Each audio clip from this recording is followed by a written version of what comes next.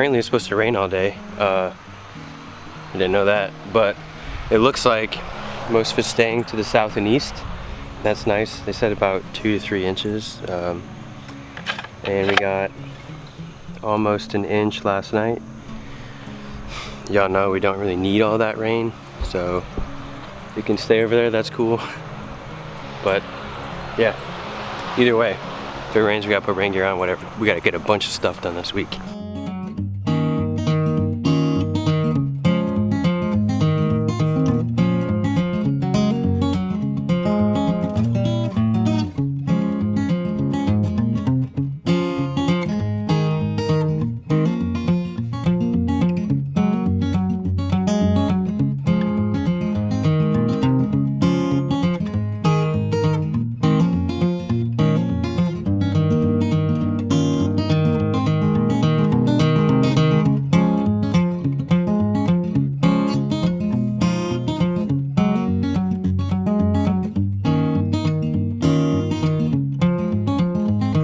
Think we can get this done today?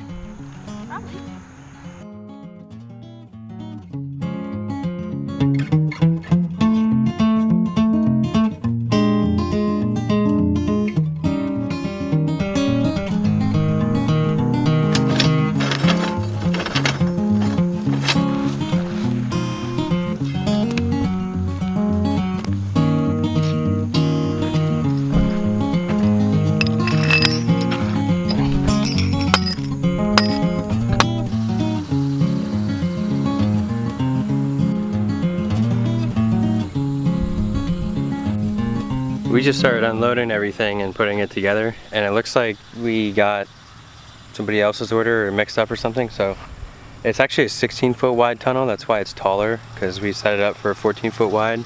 Yeah, it's fine, it'll work. I guess it's just more room to walk around in. But we have to get the top strap. So Tori's at Lowe's right now getting that, and then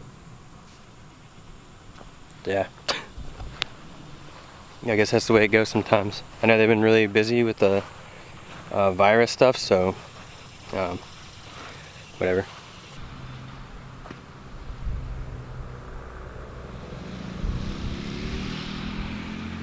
Okay, we got the second one up, and yeah, we would have been able to finish both today, I think, if we didn't have to like go to the store. I had to go buy some center purlins.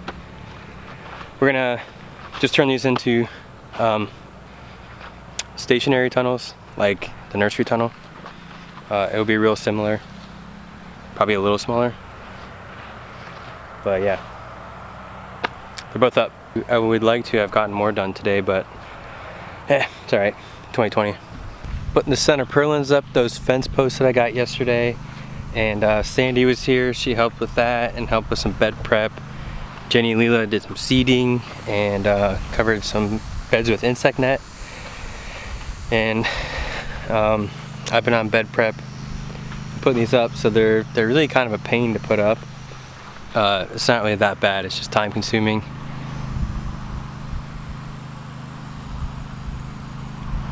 No, 18 of those with self-tapping screws that are really hard to like screw in at the right angle, and that's the end brace. So, and then to keep everything straight, you have to walk through, move it this way or that way, all that stuff to make sure it lines up right. And you know, we did it to that tunnel too, over there. So now we're gonna come in and put the channels on that go here and on the other end, and then get the plastic on. And then when the plastic's on, we'll put the rope on, and pretty much they'll be done. So we have an idea for end walls here and what we're gonna do, and we're gonna make like zipper doors, but it's not gonna be like one zipper door deal. It'll be like a big rectangle door thing, whatever. I'll make a video when we're doing it, I'm sure. The caterpillar damage on everything right now is horrendous. They're getting on everything. It's really annoying. This is their 3rd generation this year. The tunnels came on. Makes a good nursery table. We just got 6 cinder blocks under there. Set that thing up. This is all old pallets from stuff we've ordered, whether it's chicken feed, tunnels, The wiggle wire is just self-tapping screws in here. Those, you just force them in with a drill. And then yeah, so then the plastic will come over and set in here and overlap a little bit, and you take the wiggle wire and weave it in, keep it tight. So we got them all on, and it's ready for plastic, but it's kind of windy right now, and when the sun's out like this and you're putting the plastic up, it can get really hot in there. So there's our stuff we gotta do. Mow the buckwheat. Tori's got some random stuff to do. I'm gonna mow all the grass, and then we'll get back at it and put the plastic on.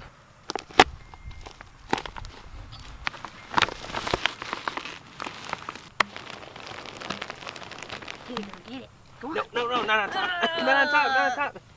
Booger. Get it, girl, get it. Get it, girl, get it.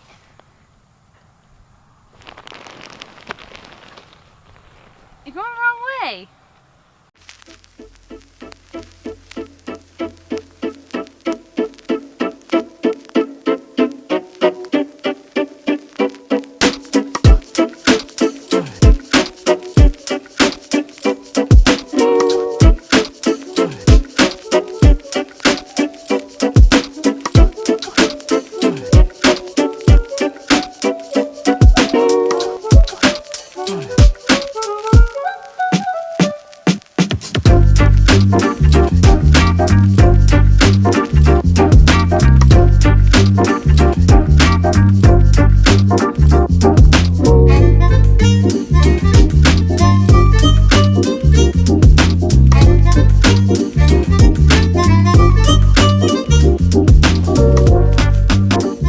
So that's the wiggle wire. It just goes in this channel like this, and that's gonna hold the plastic tight. We use the pliers to get the last end in. Ooh, that was a satisfying snap. So we got all the extra on this side, and we'll wiggle wire this in and then pull it tight and wiggle wire that in. Tori's really good at doing this, so I don't really mess with it that much. We're gonna have a record rainfall inside of this thing. He says I'm good at the wiggle wire, but he had to drill all those in with the drill, which was a pain. Tori's over there cutting the plastic so it looks like the nursery tunnel. And I'm gonna unload the string into the bucket and layer the string on top of itself.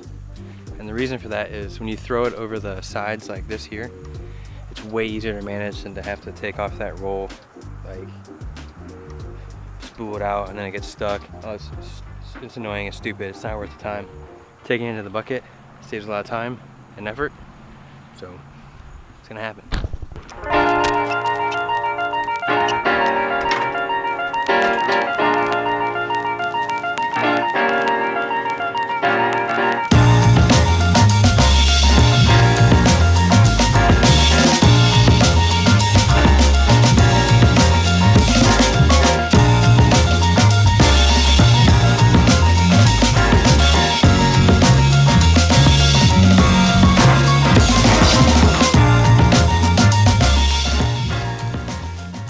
Fold this extra plastic up and store it in the supply shed, and then we'll use this to build the end walls for this tunnel and whatever else we need.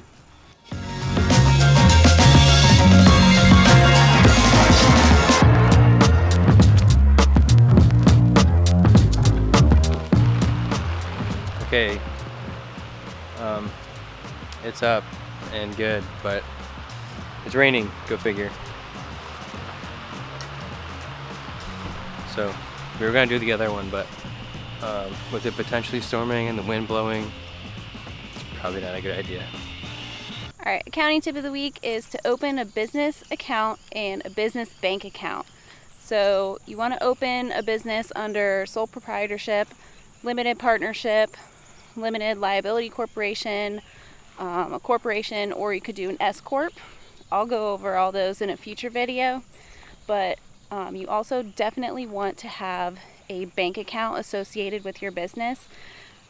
You trying to keep stuff separate when you just have one account, like so if you're using a personal account, it can get really confusing really fast when you have personal expenses going in and out, and then you have business expenses and income going in and out.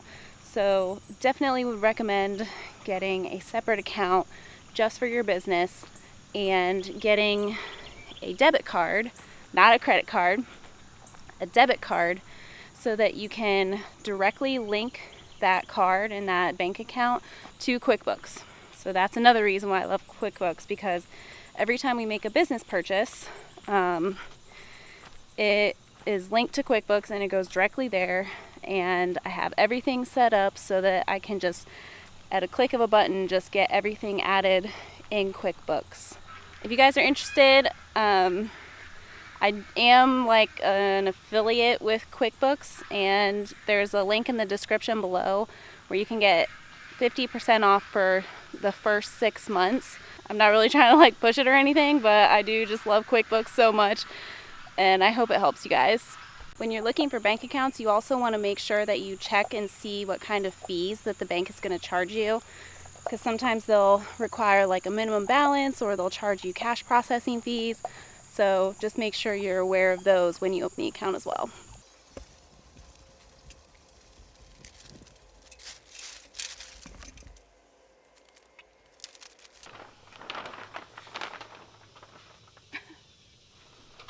Okay, that's a pretty big project to get those tunnels up, and getting them into production is another part of that too. So we got 3 beds planted thanks to the help of Emma. The other one, still gotta prep those beds. But this one here, there's beets, Swiss chard, a little bit of kale at the end, and radish and turnips. And yeah, the caterpillars are still wrecking the beets, so just doing what we can here. And yeah, these are nice. I mean, they do with what we got sent to us. Got some fence posts, so it's a sturdier structure, it's taller, and we'll see how they do. Okay, it was harvest day. Got a bunch of greens available. Some salad for the honey hog. These are all salad mix for the market. Some carrots, and then the peppers and stuff, and the root cellar. There's a little bit of tomatoes left, but they're about done. So we're actually taking a friend to the honey hog tonight, and we're gonna deliver tonight so that I can do bed prep tomorrow, because I'm finally gonna get a cool down, like a real one. I think the high for Saturday is like 78, and the feels like right now it's I think in the mid 90s. It's super humid. Running some irrigation on this tunnel to cool it down. Came through and wheel hoed this, raked it, got some compost here. These beds don't really need it, they're pretty good. And then plan is tomorrow at some time we'll get this planted, and then there'll be 2 tunnels up this week, all flipped and planted. Yeah, we definitely need to get stuff in the ground. We're running out of time here. If you consider shortening days, cooler nights, just a lot going on. There's always so much going on. The caterpillar feeding frenzy, crop massacre seems to be coming to an end, thankfully. They ate so many beets, super annoying, but that's the way it is, I guess.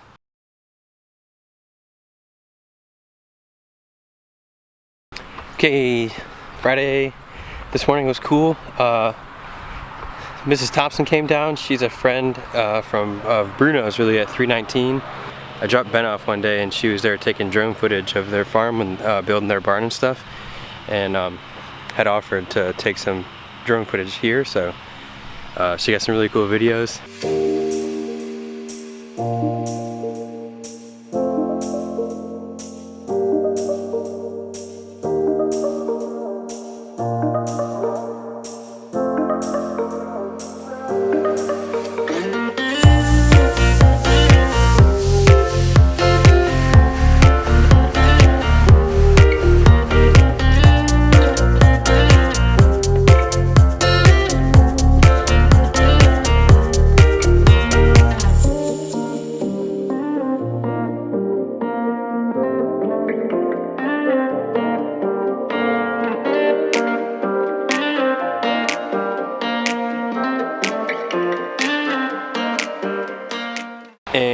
So now we're getting ready for farm pickups, last minute harvesting, and then Emma's gonna be here soon, and then just more flipping beds, stuff like that, planting. We got harvested all these carrots out of here, so gotta prep this so we can get some more salad in here, get this flipped quick. Yeah, we got it's just insane amount of bed flipping, stuff the caterpillars got, some things the rain had got we still have to get to yet. Old beds, like I harvested 2 beds of salad this week, so that's a lot actually. And then, like, you know, you're left over with the leftover stuff. You gotta cut it, flip it, we can get something else in real quick as we can, and yeah, prep for the markets, all that stuff.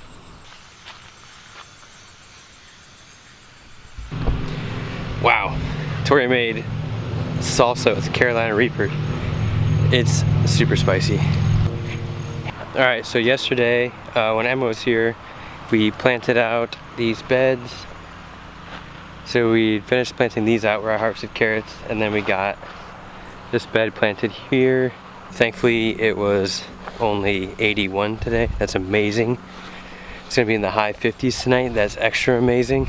So everything that we planted can now take a break, establish itself, and not have to deal with the heat so much. We also got this reseeded in beets, the ones that the caterpillars destroyed, and also got tunnel 7 prepped and seeded.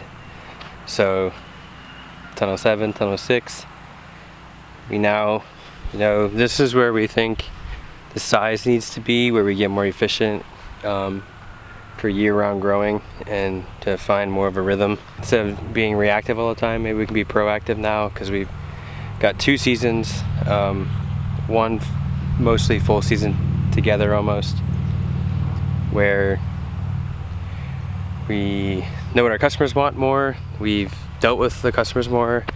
Restaurants we've dealt with during the pandemic stuff, so all these things now have created like a base, which is really good, and we're very thankful for that. And so now we can chill out on the building. I think we didn't get to plot 8 this week.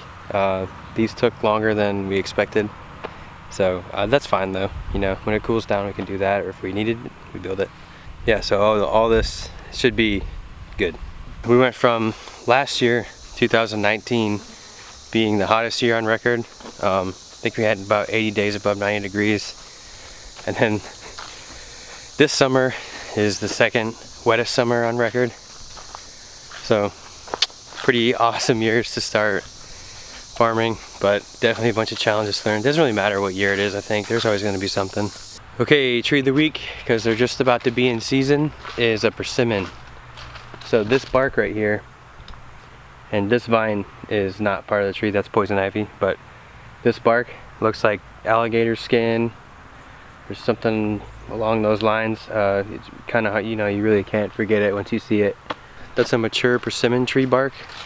Here's a younger persimmon bark. Still has some of the same characteristics, but the squares in that aren't as pronounced. And then here's even a younger bark. This shows a pretty good transition. So a lot of the younger bark will look like this, and then in this case, as you go down the tree you get older, but you know, this kind of looks like the medium stage over there versus the mature stage. And then the branches would represent younger chunks, this pattern here. And then as we get out to the twigs, they get a lot more smooth, and you can see it's alternate arrangement, so the leaves coming out here and here, not here and here. One of the reasons I'm doing this tree is because they're pretty much almost in season. They're about to start dropping persimmons, which is like a green on the tree but oranges when it's ripe fruit with a big seed in it.